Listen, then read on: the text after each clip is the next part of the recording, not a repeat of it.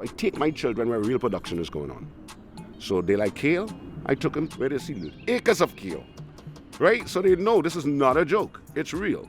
What do we do with the kale, how we process it, how restaurants buy from them, the different sides. Like, this is important.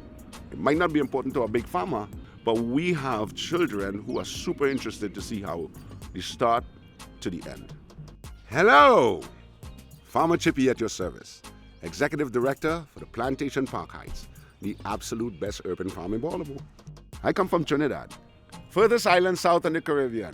We were very, very self-sufficient. We always had gardens and farms, and we produced our own food. There was a group of us who learned the craft.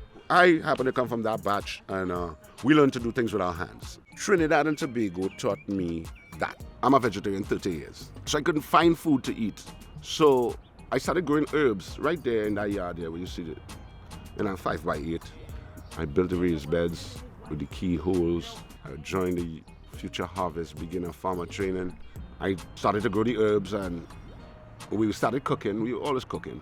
And the people would come by, and then the kids from the neighborhood started to stop by because they didn't eat. They wasn't eating. So they would, what do you got there?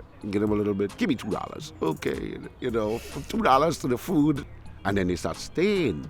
These are college children, elementary kids, and a couple of adults. But we have a pipeline now from elementary to college, and everybody talking ag.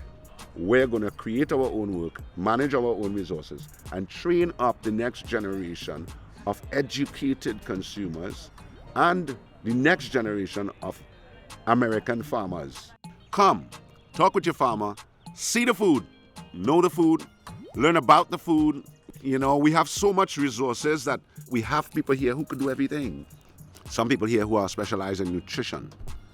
There are people here who are specialized in old American, African, and Caribbean herbs, natural healing remedies. We have a University of Maryland and all their urban agriculture training graduates, as well as their Future Harvest graduates. And also we have this group called the Master Gardeners that come through.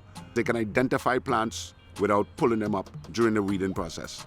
And we are asking, if you want to volunteer, please show up on a Thursday, because on Thursday we give out free food boxes to the community.